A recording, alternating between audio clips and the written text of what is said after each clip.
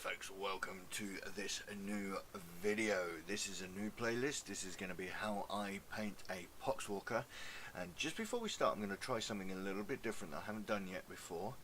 Feel free, throw it in the comments, let me know what you think of this. I'm going to run through the paints that I use in this video. It's a really simple thing, but I hadn't thought about doing it before, but it just means that before we do any further, you know what paints you're going to need for this video. Alright, so first thing we're going to use, and I'm going to run through them in order that we're going to use them. First thing is Rakarth Flesh. It's a base coat. We're going to be using a dry paint, Eldar Flesh. It's not focusing. I do apologise. Maybe I need to do a different shot. But we've got Rakarth Flesh base coat. We've got Eldar Flesh dry paint, and then using Reikland Flesh shade paint. And we're then going to use a Zandri Dust base. Athonian Camo shade, Nurgling Green dry paint, and Tyrant Skull. Those are the paints we're going to be using, and we're going to get cracking straight onto it. If you think I should do that bit a little bit different, feel free to throw it down in the comments, but other than that, let's get cracking.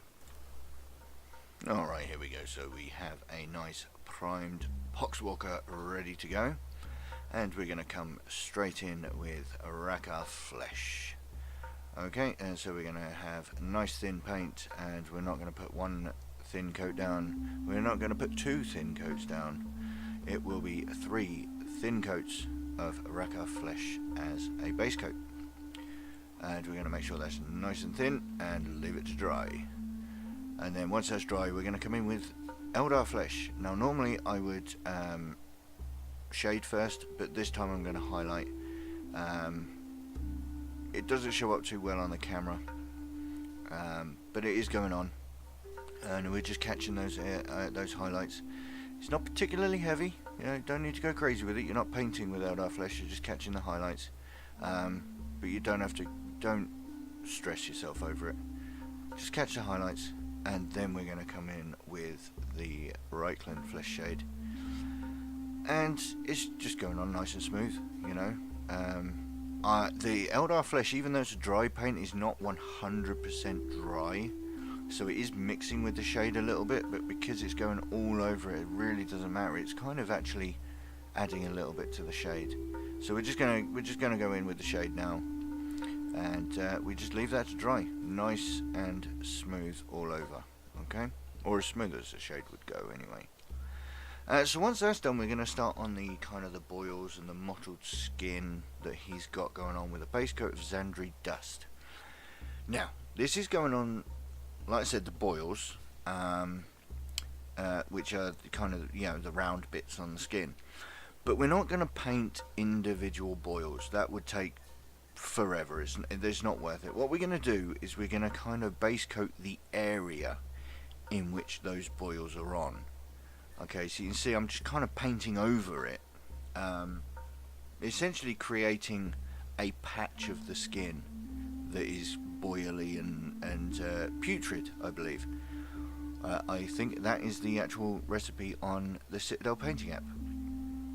Putrid flesh. The pale flesh is also on the Citadel painting app that we did the skin on. So there we go. So you can see I'm just painting over the entire area. I'm not painting individual boils. It's just going on just like that. Okay. You can just about see it.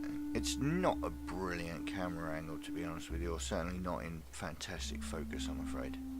But we just leave the Zandri Dust to dry, and then we're going to come in with Athonian Camo shade. And again, nice and gently, we're just going to add the Athonian Camo shade over the areas that we've just base coated.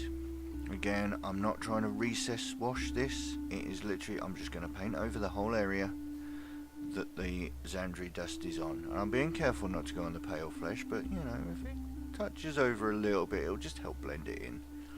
But you know, we're just taking it easy and just adding it to the boils.